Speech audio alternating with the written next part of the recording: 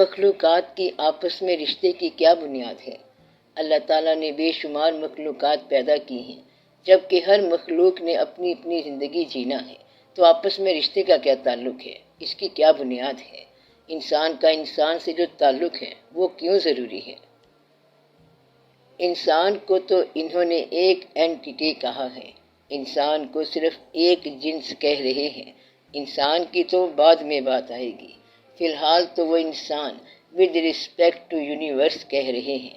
سوال کی پہلے میں وضاحت کر دیتا ہوں، جو بعد میں آپ سب لوگوں نے سوچنا ہے۔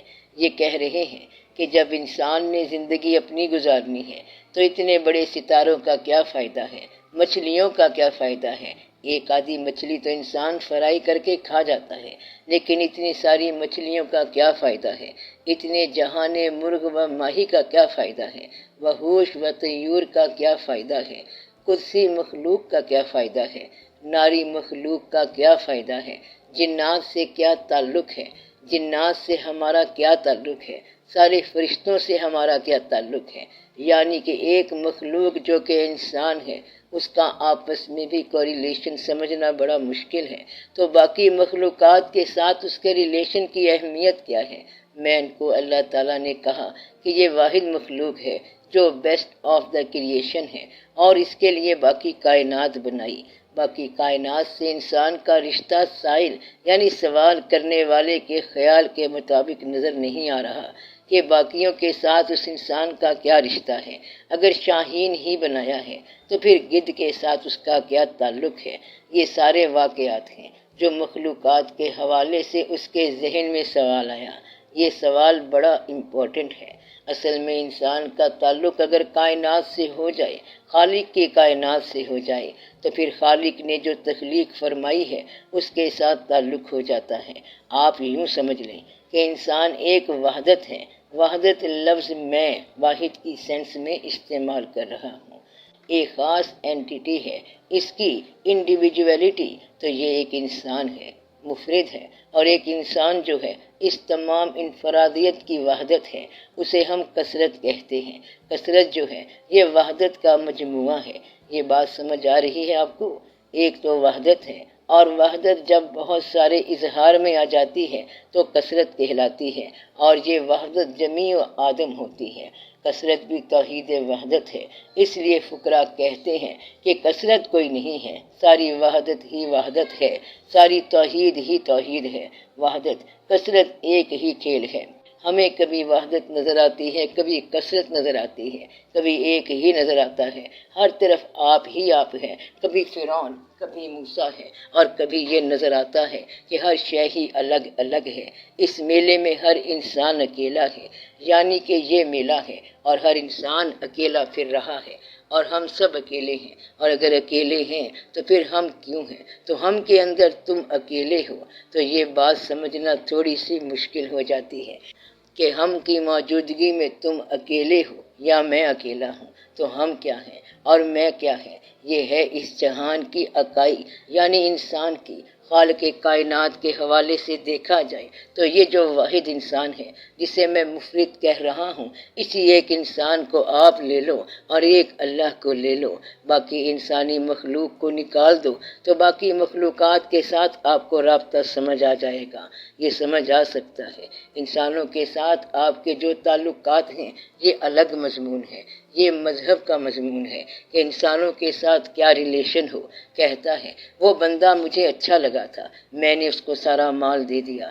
کہتا ہے وہ تو کافر تھا، تو یہ کہتا ہے کہ پھر ہم بھی کافر ہیں، کافر عشق ہو گئے ہم۔ وہ کہتا ہے کہ کافر عشق کو تو ہم نے مذہب کے اندر فی النار کر دیا، پھر اس نے ان الحق کہہ دیا۔ ان الحق کا یہ مطلب ہے کہ ان اللہ ہی کہہ دیا، تیرے اللہ کا نام لے دیا، اتنا قریب ہو گیا کہ میں ہی اللہ ہو گیا۔ کہتا ہے کہ اگر تو اللہ ہو گیا ہے تو تیرے لیے تختہ دار موجود ہے۔ یہ واقعہ بھی کیا لوگوں نے، یہ قریب سے بولا، لوگوں نے کہا کہ تو دور سے بولا ہے۔ تو انسان کا یہ جو سوال آپ نے کیا کہ انسان بمقابلہ انسان کیا ریلیشن ہے، کوریلیشن ہے، انٹر ریلیشن ہے، اور اس کے اندر افادیت کیا ہے؟ باقیوں کا ہونا میرے ہونے کے لیے از بس کے دشوار ہے اور کیوں آسان ہے۔ تو یہ آسان کیوں ہے اور دشوار کیوں ہے؟ اگر میں آیا تو پھر باقی لوگوں کے آنے کا کیا فائدہ؟ اگر دوست آئے ہیں تو دشمن کیوں آ گئے؟ وہ کہتا ہے کہ دشمن آئے سو آئے، پھر یہ دوست کیوں آ گئے؟ ان سب کی خواہ مخواہ کیوں ضرورت پڑ گئی؟ تو یہ سب فساد ہو گیا۔ لیکن یہ واقعہ بڑا خوبصورت ہے۔ ابھی ایک مخلوق کی بات کرتے ہیں، یعنی انسان کی۔ جو باتیں نہیں ہوئیں میں وہ کر رہا ہوں۔ ابھی ایک مخلوق یعنی انسانوں کی بات کر رہا ہوں۔ اس میں اللہ تعالیٰ کا ایک پسندیدہ مذہب ہے اور وہ ہے دین اسلام۔ اس کو ہم کیسے نافذ کریں؟ اللہ آپ ہی نافذ کرے۔ اگر اللہ سب پر نافذ کرنا چاہے تو کون انسان ہے، کون کافر کا بچہ ہے جو مسلمان نہ ہو؟ یہ اللہ چاہے تو ہو سکتا ہے۔ اللہ چاہتا ہے تو فوراً ہو جاتا ہے۔ اللہ چاہتا ہے تو ہو جاتا ہے۔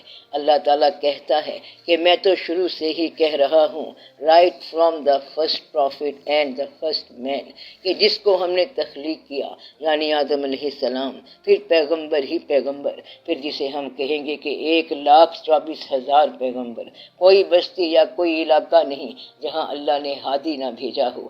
ہدایت چلتی آ رہی ہے، دین الہی چلتا آ رہا ہے، اللہ کا یہ دین چلتا آ رہا ہے پیغمبروں کے ذریعے۔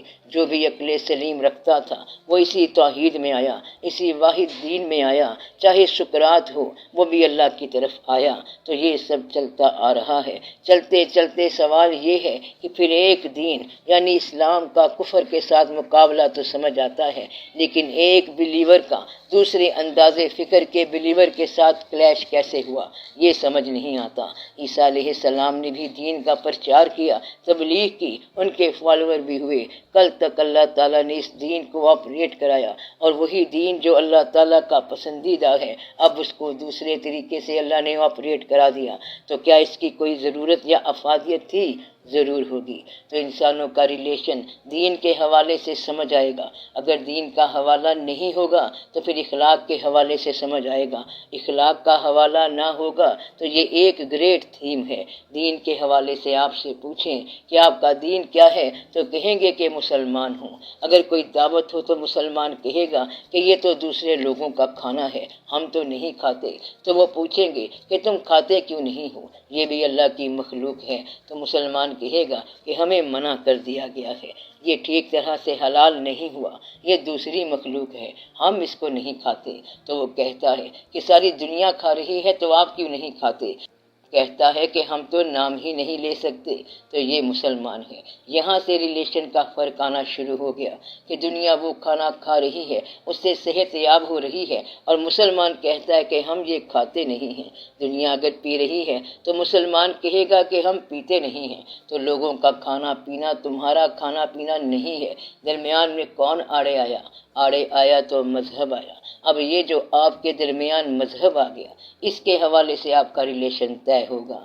یا تو ہیومینٹی کے اندر مذہب کے حوالے سے ریلیشن ہوگا، یا پھر اخلاقیات کے حوالے سے ہوگا کہ اس نے میرے ساتھ اچھا سلوک کیا تو میں نے اس کے ساتھ اچھا سلوک کیا۔ میں نے تو نہیں پوچھا کہ وہ کون ہے، مگر اس نے میرے ساتھ سلوک اچھا کیا، میرے ساتھ اس کا بیہیویئر بہت اچھا تھا۔ تو یہ اخلاق کے حوالے سے ہے، اخلاقیات کے حوالے سے ہے، یا پھر افادیتوں کے حوالے سے ہے۔ یہ ضرورت کا حوالہ ہے، یعنی کہ یہ سلوک ہے اخلاق کا کہ آپ کے ساتھ اس نے محبت کر دی، تھا وہ کافر ہی، تو کافر کی محبت کا بھی آپ محبت سے جواب دو گے۔ میرا خیال ہے کہ ایسے ہی کرو گے۔ اگر شیر سے آپ نے محبت کی ہے تو شیر بھی آپ کو محبت سے جواب دے گا۔ یہ کہانیوں میں چلا آ رہا ہے۔ اور دوسری بات ہے افادیت کی، کہ کسی نے انسانوں کو ایک ایسے موذی مرض سے نجات دلانے کے لیے ایک ایسا کام کیا کہ اس کا یوم ڈے منانا پڑ گیا۔ یہ کون ہے؟ یہ کوئی ڈاکٹر ہے، کوئی میڈیسن والا ہے،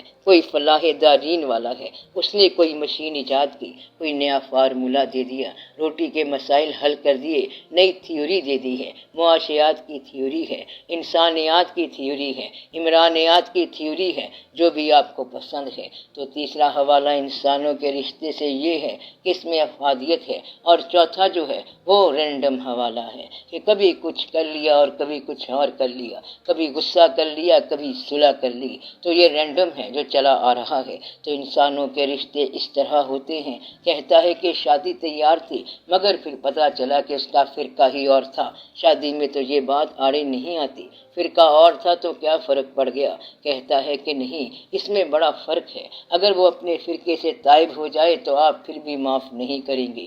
یہ آپ کا مزاج ہے۔ تو انسانوں کے ساتھ رشتے میں مذہب کا حوالہ ہے، عقیدے کا حوالہ ہے، اخلاقیات کا حوالہ ہے، اور اخلاقیات میں لا مذہب بھی آ سکتا ہے۔ اور ایک چیز ہے، ٹوٹل ہیومینٹی کے لیے منفعت، اس کا بھی آپ کے ہاں ریگارڈ ہوگا۔ آپ ان لوگوں کا نام بھی عزت سے لیں گے جنہوں نے بین الاقوامی قسم کا فلسفہ بنایا ہو یا ایجادات کی ہوں، یا وہ لوگ ہیں جن کو آپ ورلڈ کے گریٹ پرسنز کہتے ہیں۔ آپ کتابوں میں ان کا پڑھتے رہتے ہوں گے۔ یہ وہ لوگ ہیں، حالانکہ ان کے مذہب کا پتہ نہیں ہوتا، اتنا پتہ ہوتا ہے کہ انہوں نے انسان کے بارے میں کوئی بات سوچی ہے، یعنی انسان کی فلاح کے لیے، اور انہوں نے تھرڈ ورلڈ کی فلاح کی کوئی بات سوچی ہے، اور میرا ہی نام تھرڈ ورلڈ ہے۔ آپ لوگ تھرڈ ورلڈ کہلاتے ہیں۔ تو یہ ہے انسانوں کے ریلیشن کی بات، اور ایک ہوتا ہے رینڈم ریلیشن۔ یہ تو ہو گئی سب انسانوں کے بارے میں، اس کی تفصیل کا پھر پتہ چلے گا۔ اب اگر ہم انسانوں کو ایک مخلوق کہیں تو پھر ایک انسان لے لو جو ان کا نمائندہ ہو۔ فرض کرو کہ وہ آپ ہی ہو، تو آپ اکیلے ہو اس دنیا میں، اور پھر کائنات کی باقی مخلوقات سے آپ کا کیا ریلیشن ہے؟ پھر یہ بات سمجھ آئے گی۔ اللہ بے شک آپ کا ہو۔ آپ بات سمجھ رہے ہیں؟ اللہ موجود ہے، خالق کائنات ہے، آپ کائنات میں اکیلے ہیں، اور کائنات کی باقی مخلوق موجود ہے، تو پھر تعلق کا پتہ چل جائے گا کہ تعلق کیا ہے۔ تو سارا تعلق موجود ہے، دور دراز تک بڑے گہرے تعلقات موجود ہیں۔ یہ ہے جواب نہ دینے کا جواز۔ ایک انسان پہ آپ جب تک غور نہیں کرتے اپنی اکائی کا تعلق سمجھ نہیں آتا۔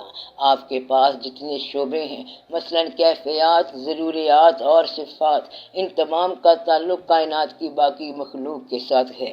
ضروریات لے لو، ضروریات میں آپ کا کھانا ہوگا، اس کا تعلق ڈائریکٹلی زمین کے ساتھ ہے۔ زمین سے پیدا ہونے والی چیز آپ کھائیں گے، زمین سے اگا ہوا آپ نگلو گے تو زمین سے اگلی ہوئی چیز آپ کھاتے ہیں۔ گندم ہو، ساگ ہو، دال ہو، ایون گوشت ہو، مرغابیاں ہوں، جو کچھ بھی ہو، یہ ساری مخلوق آپ کنزیوم کرتے جا رہے ہیں۔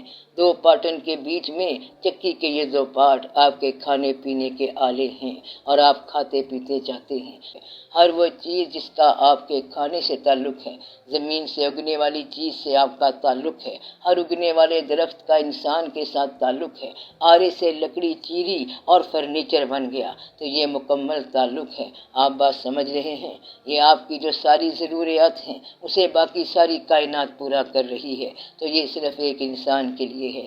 آپ کے دیکھنے کے لیے اللہ تعالیٰ نے جو منظر بنایا ہے وہ بہت پیارا ہے۔ یہ دیکھنا لائٹ کے ذریعے ہے۔ اب ہر وہ چیز جو منور ہے وہ تمہاری روشنیوں کو بحال کر رہی ہے، یعنی منور، نورانی اور نور دینے والی۔ اس کا تعلق تمہاری بینائی کے ساتھ ہے۔ اللہ نے یہ بڑا ہی خوبصورت میرا لگایا ہوا ہے۔ سورج نکلے یا نہ نکلے اس سے کیا فرق پڑتا ہے؟ خدا نہ خواستہ اگر بینائی نہ ہو تو سورج سے ہمیں کیا واسطہ ہے؟ سورج کا تعلق ہے بینائیوں کے ساتھ، غور کے ساتھ، فکر کے ساتھ۔ مشرق سے نکلنے والے سورج کا دیکھنے والی آنکھ کے ساتھ تعلق ہے۔ جب تک آنکھ تمہارے پاس ہے سورج کا تمہارے ساتھ تعلق ہے۔ ڈوبتے ہوئے سورج کا تعلق ہے، چھوٹے چاند کا تعلق ہے، یعنی عید کے چاند کا تعلق ہے، بڑے چاند کا بھی تعلق ہے، یعنی کہ پورا چاند جو کہ محبوب ہوتا ہے۔ چاند اور سورج گرہنوں کے ساتھ تعلق ہے۔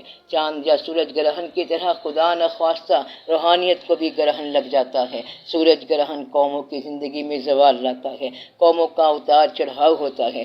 یہ سورج گرہن بڑی خطرناک چیز ہوتا ہے۔ خطرناک سے مراد یہ ہے کہ یہ چینج لاتا ہے۔ ہر چیز کا آپ کے ساتھ تعلق ہے۔ کروڑ ہاں ستاروں کا تعلق آپ کے اندر کروڑ ہاں مخفی صلاحیتوں کے ساتھ انفرادی طور پر ذاتیات کے اندر موجود ہے۔ یہ سارے آپ کے پوائنٹس ہیں۔ تو کتنے ہی پوائنٹس ہیں جو آپ کے اندر جو سینسٹیو پوائنٹس ہیں، یہ سارے ستارے آپ کے اندر کے ان کروڑ ہاں مخفی پوائنٹس کے ساتھ تعلق رکھتے ہیں۔ ایک ستارہ اگر تیز ہو جائے ایک ستارہ اگر تیز ہو جائے تو تمہارے جسم کی حدت تیز ہو جاتی ہے۔ میری بات سمجھ آ رہی ہے؟ تو ان کا آپ کے ساتھ تعلق ہے۔ اگر ایک ٹھنڈا ستارہ پاس سے گزر جائے تو تم 6 دن تک ہوش میں نہیں رہتے، ٹھنڈے ہو جاتے ہو۔ ٹھنڈے ہونے کا مطلب سمجھتے ہو کہ ایکٹیو نہ رہنا، ڈل روٹین اور ڈرائی قسم کے خیالات۔ اس کو اگر کہیں کہ دیکھو کتنا خوبصورت چاند ہے تو وہ کہے گا کہ میں کیا جانوں، میرے پاس تو بینک کا حساب کتاب ہے۔ تو اس کو چاندنی راتوں سے کوئی غرض نہیں رہ گئی، بیوٹی کے ساتھ کوئی غرض نہیں رہ گئی، کیونکہ وہ ایک اور افادیت میں چلا گیا، لیجر اکاؤنٹس۔ اب اس کا تعلق چاند، سورج یا ستاروں کے ساتھ نہیں بلکہ آپ سے ہے۔ آپ کا تعلق صحرا کی ریت کے ذروں کے ساتھ ہے، ان کے ساتھ بھی بڑا گہرا تعلق ہے آپ کا۔ آپ اگر سمندر کے کنارے بیٹھے ہوں رات کو، نصف شب کو، تو آپ فوری طور پر محسوس کریں گے کہ آدھی رات کو سمندر کے اندر سے جو اویکننگ ہوتی ہے، وہی نا اسی انسان کی روح کے اندر ایک اویکننگ ہو جاتی ہے۔ آپ کی جو سول ہے اس میں پوری دنیا کے سمندروں کی طرح ایک اویکننگ آتی ہے۔ پھر souls awake at midnight as the sea awakes. تو جس طرح سمندر کے اندر لہر آئی اسی طرح روح کے اندر لہر آئی۔ اگر آپ سمندر کے ساتھ ذرا ان ٹیون ہو جائیں تو سمندر کی پوری قوت آپ کے اندر آ جائے گی۔ یہ بات یونانی کرتے تھے اور سمندر کا دیوتا کہلاتے تھے۔ آپ نے چونکہ غور نہیں کیا، سمندر کے پاس جانے کا آپ کے پاس ٹائم نہیں ہے، آپ اپنے دفتروں سے نکل نہیں سکتے۔ اگر آپ وہاں گئے بھی تو جسم کی ایکٹیویٹی کر کے، بھاگ دوڑ کر کے، انجوائے کر کے آ جائیں گے، میوزک بجا کے آ جائیں گے۔ وہ جو اٹ سیلف سمندر ہے اس کو فیل کرنے کا آپ کے پاس ٹائم نہیں ہے۔ تو سمندر کو فیل کرنا، ہوا کو فیل کرنا، فضا کو فیل کرنا، پہاڑوں کو فیل کرنا، پہاڑوں کے اندر کی تنہائیوں کی گہرائیوں کو فیل کرنا، یہ بڑی عظیم وحدت کے آثار ہیں۔ تو صرف پہاڑ ہو اور صرف انسان ہو تو وہ اسے 10 دفعہ انجوائے کر سکتا ہے۔ پہاڑ آپ کے اندر ایک خاص لطف پیدا کرتے ہیں تو پہاڑ کے ساتھ آپ کا بڑا تعلق ہو جاتا ہے۔ آپ کو کبھی پہاڑ پہ تنہا سفر کرنے کا موقع ہو یا صحرا میں موقع ہو تو بڑے ہی خوبصورت واقعات ہوتے ہیں۔ اس لیے اقبال رحمۃ اللہ نے کہا تھا کہ فطرت کے مقاصد کی کرتا ہے نگہبانی، یا بندہ صحرائی یا مرد کوہستانی۔ تو صرف کوہستانی ہونے والا فطرت کا مقصد پا جاتا ہے یا صحرائی ہونے والا فطرت کا مقصد پا جاتا ہے۔ صحرا کا مطلب یہ ہے کہ اس میں دور دراز تک تنہائیاں ہوتی ہیں، حتیٰ کہ انسان اپنی سانس کی آواز سن لیتا ہے۔ پرانے زمانے میں جب کسی کو بد دعا دینی ہوتی تھی تو کہتے تھے کہ شالا تمہیں لگے پہ رات آئے۔ یہ میاں والی میں تھل کے علاقے میں کہتے تھے۔ لگے پہ رات آنے کا مطلب کیا؟ کہ تمہیں اکیلے میں رات آئے۔ کہاں پر رات آئے؟ جہاں لگ ہو۔ لگ کا کیا معنی ہے؟ صحرا کی تنہائیوں۔ تو ناراض ہونے والے یہ بد دعا دیتے تھے کہ تجھے صحرا میں تنہائی کی رات آئے۔ تو جو آدمی وفا والے کے ساتھ بے وفائی کر جائے تو اسے کہتے تھے کہ شالا تجھے صحرا میں تنہائی کی رات آئے۔ تو یہ ایک ایسی رات ہوتی ہے، قیامت کی رات ہوتی ہے کہ انسان ڈر جاتا ہے، انسان اپنے آپ سے بھی ڈر جاتا ہے، اپنے سائے سے بھی ڈر جاتا ہے۔ تو صحرا کا بڑا اثر ہوتا ہے، صحراؤں میں روحانیت بھی ملتی ہے، اس کا یہ بھی اثر ہے۔ تو آپ دنیا میں دیکھو، غور کرو تو ان کا فردن بھی بڑا تعلق ہے، اجتماعی تعلق بھی بہت ہے۔ چمگادڑ کے بارے میں ایک بزرگ نے لکھا کہ اس کی زندگی کے بارے میں اگر غور کرو تو آپ کو عرفان ذات حق ہو سکتا ہے، اور یہ لکھنے والے حضرت علی کرم اللہ وجہ ہیں۔ تو life of a simple bat can lead you to the ways of Allah. یہ صرف چمگادڑ کی بات ہے، اس میں عرفان کے 9 پوائنٹ ہیں۔ اب وہ کیا ہے اور کیا نہیں ہے اس پہ غور کرو تو پھر آپ کو بات سمجھ آ سکتی ہے کہ چمگادڑ ہوتا کیا ہے، چمگادڑ ایسا کیوں ہے۔ وہ جانوروں میں جانور ہے اور پرندوں میں پرندہ ہے۔ وہ نہ جانوروں کے ساتھ وفادار ہے اور نہ پرندوں کے ساتھ وفادار ہے، سزا کے طور پر اسے الٹا لٹکا دیا گیا ہے۔ تو یہ منافقوں کی کہانی ہے۔ اس میں یہ بتایا گیا ہے کہ منافقوں کو کیا سزا دی جاتی ہے، جیسے چمگادڑ کو لٹکایا گیا ہے۔ منافق کون ہوتا ہے؟ جو پرندوں میں بھی ہو اور جانوروں میں بھی ہو، کسی گنتی میں بھی آئے، اس کی سزا یہ ہوتی ہے۔ تو یہ اس طرح کے واقعات ہیں۔ پھر پاکیزہ گوشت کو لحمہ طیرہ کہا گیا ہے۔ تو طیر کا گوشت، پرندے کا گوشت سب سے زیادہ پاکیزہ ہے۔ دریا کے اندر رہنے والی مچھلی کے اندر حضرت یونس علیہ السلام کا پورا واقعہ ہے، تو مچھلی سے بھی انسان کا تعلق ہے۔ یہ مقام یونس ہے کہ ماہی کے پیٹ کے اندر رہ کے، مچھلی کے پیٹ کے اندر رہ کر تسبیح خالق کائنات کی جائے۔ ہر آدمی کو یہ سمجھ نہیں آ سکتی، تو یہ بڑا مقام ہے۔ تو کائنات کی ایک ایک چیز سے آپ کا تعلق ہے۔ باقی جتنے پرندے ہیں وہ ساری صفات ہیں۔ میں نے پہلے بھی آپ کو یہ بات بتائی تھی، کبوتر میں صلح اور محبت کا پیغام ہے۔ محبت کا پیغام بربن کے کبوتر چٹھی لے جاتا ہے اور بالکل رائٹ پرسن کو جا کے دیتا ہے۔ فاختہ بھی محبت کا پیغام ہے۔ چڑیاں صبح صبح اللہ تعالیٰ کی وحدت توحید کو بیان کرتی ہیں۔ چڑیوں کو دانہ ڈالتے جاؤ تو یہ آپ کے لیے بڑی دعا کرتی ہیں۔ گھر میں رہنے والا یہ چھوٹا سا پرندہ گھر والوں کی حفاظت ہے۔ جن دنوں میں چڑیاں گھروں میں بولنا بند کر دیں گی تو گھروں میں عافیت ختم ہو جائے گی، تو ان کے لیے جگہ بنا دیا کرو اور تھوڑا سا دانہ ڈال دیا کرو، وہ خود بخود ہی آ جائیں گی۔ آپ نے دیکھا ہوگا کہ فقیروں کے گنبد پر کبوتر ضرور آ جایا کرتے ہیں، یہ عافیت کی نشانی ہے۔ اور آپ کے ہاں کوا بھی مشکل سے آتا ہے۔ کوا ایک خاص قسم کا پرندہ ہے اور خاص صفات رکھتا ہے۔ بگلا بھی ایک خاص قسم کا پرندہ ہے۔ اس کے متعلق کہتے ہیں کہ تن اجلا من کوئلہ، بگلے کا سا بھیس، تو سے تو کوا بھلو، باہر بھیتر ایک۔ تو وہ کہتا ہے کہ تجھ سے تو کوا بھلا ہے، کہ وہ اندر باہر سے کالا تو ہے نا، یہ نہیں ہے کہ اس میں اندر اور باہر کا فرق ہے، وہ منافق نہیں ہے۔ تو یہ سارے قدرت کے واقعات ہیں، اللہ تعالیٰ کے جلوے ہیں اور انسان کو خدا کا راستہ دکھانے کے لیے ہیں۔ اگر انسان کو خدا کے راستے کی ضرورت ہو اور کسی وجہ سے پیغمبروں کا راستہ نہ ملے تو یہ پرندے خدا کا راستہ دکھا سکتے ہیں۔ They are the messengers from Allah۔ کائنات کی جتنی بھی مخلوق ہے وہ سارے خداوند تعالیٰ کے پیغام بر ہیں، توحید اور وحدت بیان کر رہے ہیں۔ وحدت کے ہیں یہ جلوے، نقش و نگار، کثرت۔ اگر آپ کسی راستے پر چلیں تو وہ جو رات کو تنہائیوں میں، کائنات کی وسعتوں میں اور تاریکیوں میں پرندے کو اپنا آشیانہ گھر بتاتا ہے، وہ آپ کو راستہ نہیں بتائے گا کیا؟ وہ تو راستہ دکھاتا ہے۔ تو کائنات کی ہر مخلوق آپ کو راستہ دکھائے گی۔ ستاروں میں دیکھو تو وہاں ایک پول سٹار ہے، عین گنبد کی طرح ہے، قطب کی طرح ہے، نام ہی اس کا قطب ہے۔ تو وہ قطب کی طرح اپنی جگہ پر قائم ہے اور ساری کائنات تو گھومے گی، وہ واحد اپنی جگہ پر قائم ہے۔ یہ بھی آپ کو خداوند تعالیٰ کا راستہ دکھائے گا۔ کائنات کی ہر مخلوق آپ کو راستہ دکھائے گی۔ گائے کے ساتھ بے شمار کہانیاں منسوب ہیں۔ اگر کبھی کسی چیز کا راز نہ ملے تو بچڑی کے اندر، چھوٹی گائے کے اندر راز بتانے کی صلاحیت ہوتی ہے۔ ایک وقت آتا ہے کہ وہ راز بتا سکتی ہے، تو جو مخفی ہے اس کا یہ اعلان کر سکتی ہے۔ پھر سورہ بقرہ کا پورا واقعہ ہوا۔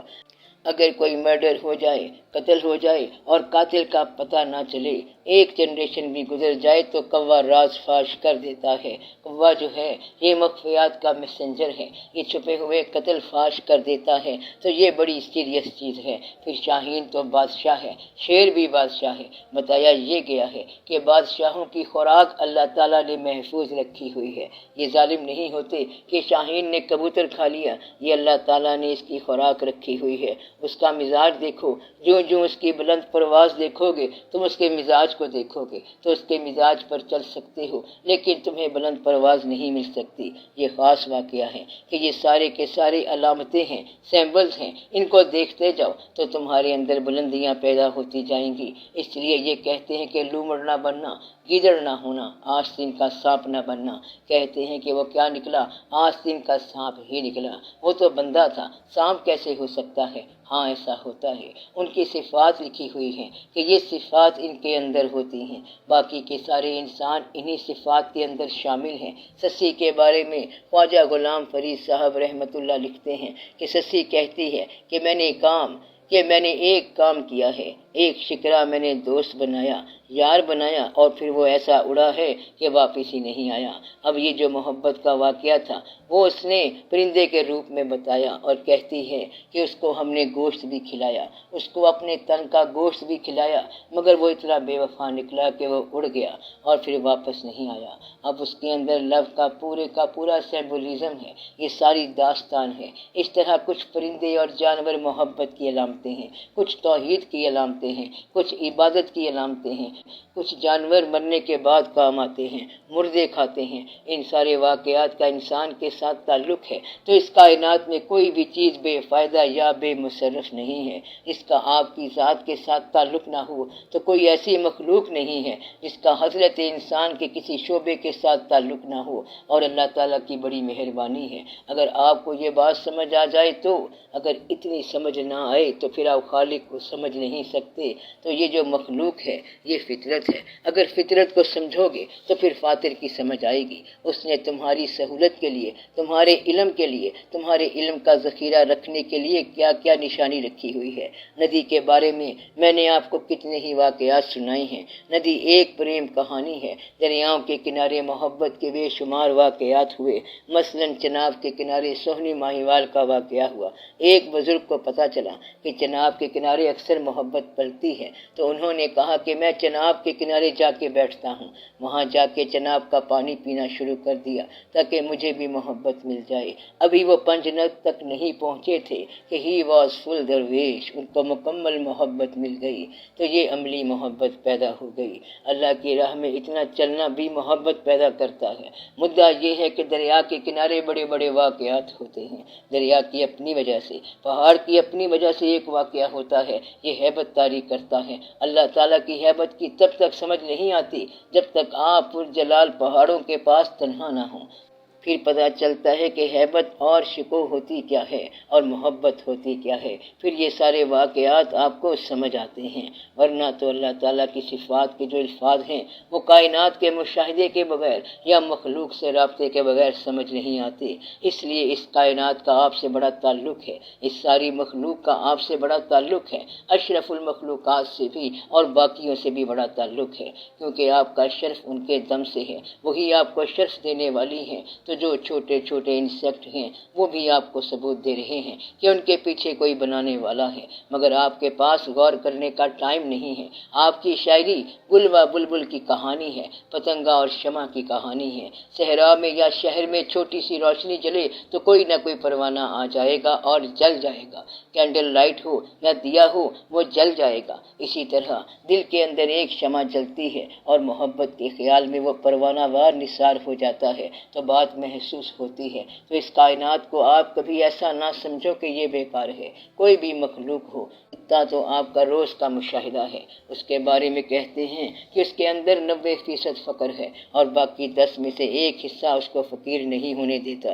اس لیے اس کو نجس بھی کہا گیا، کیونکہ یہ اپنی جنس کا بیری ہے، اپنی جنس والے کو کھانے نہیں دے گا، اس لیے یہ غیر فقیر ہے۔ ورنہ اس کی وفا، اس کا اخلاص، اس کا صبر اور اس کا خلوص اتنا ہوتا ہے کہ یہ مالک کے مرنے کے بعد بھی اس کی قبر پہ جا کے مرے گا۔ تو اس کو نجس کیوں کہا گیا؟ کیونکہ یہ اپنی جنس کا دشمن ہے۔ یہ ہڈی کو دریا میں پھینک دے گا مگر کسی اور کو چکھنے نہیں دے گا۔ تو اس کی یہ وجہ ہے۔ انسان کے غور کے لیے اس کے اندر بے شمار واقعات ہیں۔ جب اللہ کہہ رہا ہے کہ میری کائنات پہ غور کرو تو یہ ایسے نہیں فرما رہا، یہ اللہ کا فرمان ہے کہ اس میں غور کرو، اس میں آیات اللہ ہیں، یہ نشانیاں ہیں تمہارے لیے، غور کرنے والوں کے لیے یہ بڑی وسیع کائنات ہے۔ میں آپ کو صرف امکانات بتا رہا ہوں، غور آپ نے خود کرنا ہے۔ غور کریں گے تو یہ کائنات آپ کو اپنی نظر آئے گی، یہ غور کرنے سے نظر آئے گی۔ وہ آپ کا مالک ہے، اس کو کوئی کمی نہیں کہ آپ ساتھ ہوں، اس کا کوئی دشمن نہیں ہے کہ اس کو فوج چاہیے اور وہ تم لوگوں کو ڈیفینڈ کرنے کے لیے بلا رہا ہے۔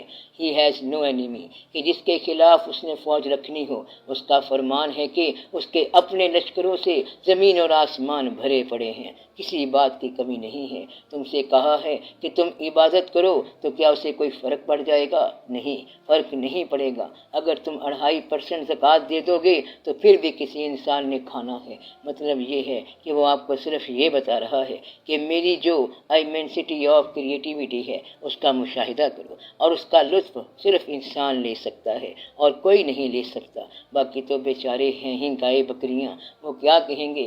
یا اللہ یہ بہت اچھی بات ہے، یہ کائنات بہت اچھی ہے۔ وہ پوچھے گا کہ تمہیں یہ کائنات کیسی لگی ہے تو وہ کہے گا کہ یہ بہت اچھی ہے۔ انسان انسان سے پوچھا جائے گا تو یہ کہے گا کہ کائنات اچھی تو نہیں ہے، اس میں یہ خوبیاں بھی ہونی چاہیے تھی۔ اگر انسان اللہ کی کائنات کی تفسیر کرتا تو اللہ اس کو پسند کرتا۔ آپ کو حسن بیان اس لیے عطا کیا گیا کہ آپ حسن تخلیق کے اوپر حسن خیال کا اظہار کریں، پھر کائنات کا مالک آپ کو اور عطا فرماتا، خوش ہوتا۔ سیاہ تاریک رات میں سے روشن سورج کا نکلنا کمال کی بات ہے۔ دنیا میں کوئی رات ایسی نہیں آئی جس کے بعد صبح نہ ہوئی ہو۔ تم کس غم میں مبتلا ہو؟ کون سا غم ہے جس کی اتنی عزت افزائی کر رہے ہو؟ کون سا غم ہے جو رہ جائے گا؟ کون سی رات ہے جس کے بعد صبح نہیں آئی ہے؟ کیا فکر کرتے جا رہے ہو؟ اور جو مغرور شخص ہے اس کو اللہ نے کہا کہ کون سا دن ہے جس کا انجام نہیں آیا ہے؟ کون سا ایسا وقت ہے جب سورج کی لاش نہ ڈوبی ہو؟ تم کس چیز میں مبتلا ہو؟ تو اس نے غرور والے کو شام دکھائی ہے اور مسکین کو صبح دکھائی ہے۔ یہ بڑی بات ہے۔ اس سارے واقعے پر غور کرو کہ کائنات کے اندر اللہ تعالیٰ کے کیا کیا جلوے ہیں۔ آپ اللہ تعالیٰ کی طرف رجوع کرو اور دعا کرو کہ اللہ تعالیٰ آپ کو اپنی کائنات کی سیر کرا دے اور باقی مخلوق سے رابطہ کرا دے، تو پھر سمجھو کہ اس نے اپنے ساتھ رابطہ کرا دیا۔ وہ کہتا ہے کہ تم میرے ساتھ رابطہ نہیں کر سکتے کیونکہ تم اور جنس ہو۔ تو اللہ تعالیٰ انسان کی محبت کے لیے براہ راست موجود نہیں ہے، بلکہ آپ اس کے مظاہر سے محبت کریں گے۔ کہیں ایسا نہ کہنا کہ میں اللہ سے محبت کرتا ہوں، اس طرح محبت نہیں کر سکتے۔ اللہ جو ہے وہ ڈائریکٹ نہ آپ کے کانسیپٹ میں ہے اور نہ آپ کی نگاہ میں ہے۔ ہاں، آپ اللہ کے محبوب صلی اللہ علیہ وآلہ وسلم سے محبت کر سکتے ہیں۔ اگر کوئی یہ کہے کہ میں اللہ سے محبت کرتا ہوں تو اس کا مطلب کیا ہے کہ میں اللہ کے محبوب صلی اللہ علیہ وآلہ وسلم سے محبت کرتا ہوں اور اللہ کی کائنات کے اندر افادیتوں کی تلاش کرنے کے سفر پر میں محبت سے کار بند ہوں۔ آپ بات سمجھ رہے ہیں؟ تو یہ محبت ہے، یہ اللہ سے محبت ہے۔ اور میں نے دشمن کو اس لیے چھوڑ دیا کہ یہ اللہ کا حکم تھا، ورنہ تو میں نے شکار دبوچا ہوا تھا۔ حالانکہ اس نے بڑی مشکل سے شکار گرفتار کیا تھا، گردن پہ ہاتھ رکھا ہوا تھا، خنجر چلنے کا واقعہ ہونے لگا تھا، مگر اللہ نے کہا کہ اسے چھوڑ دو تو چھوڑ دیا۔ تو یہ اللہ سے محبت ہے۔ محبت یہ ہے کہ اپنی انا قربان کر دو اور اس کا حکم ہو تو اس کے کہنے پر اپنا سفر روک دو، اور اگر خاموش بیٹھے ہو تو اللہ کے حکم پر چل پڑو۔ تو یہ اللہ کی محبت کا حصہ ہے۔ اب آپ تنہائی میں غور کرتے جائیں تو باب واہ ہوتے جائیں گے۔ دروازے میں سے دیوار نکل آئے گی، دیوار میں سے ایک اور دروازہ نکل آئے گا، پھر اس میں ایک اور کائنات آ جائے گی اور اس میں ایک اور دروازہ نکل آئے گا، مخفی کے اندر ایک اور خفی نکل آئے گا۔ چلتے چلتے اینڈلیس کائنات نظر آئے گی، اور پھر جب آنکھ کھلے گی تو پتہ چلے گا کہ زیاں تھا نہ سود تھا۔ پھر آپ اللہ تعالیٰ کی تسبیح بیان کریں گے اور کہیں گے کہ یا اللہ، میں نہیں جان سکتا، میں انسان ہوں، عاجز ہوں۔ وہ جلوہ دکھاتا ہے اور جلوے کے بعد کیا ہوگا آپ ایسے تو نہیں مان جاؤ گے۔ اللہ تعالیٰ کا کمال تو یہ ہے کہ اس نے انسان کو تخلیق فرمایا۔ یہ انسان بڑا راز ہے، صرف تمہیں سمجھ نہیں آتا، ورنہ راز تو ایسا ہے کہ اللہ تعالیٰ نے اپنے اللہ ہونے کے باوجود انسان کی ضرورت کو محسوس فرمایا، کیونکہ یہ مفسر کائنات ہے، مفسر تخلیق ہے۔ کوئی بیان کرنے والا تو ہونا چاہیے کہ تخلیق کیسا واقعہ ہے۔ انسان کائنات کا محدث اور کائنات کا مفسر ہے اور پورے طریقے سے اسے بیان فرماتا ہے۔ انسان کو اللہ تعالیٰ نے اس لیے اپنا نائب بنایا اور کہا کہ یہ ہے میرا نائب زمین پر۔ کرتا کیا ہے؟ یہ صرف عبادت نہیں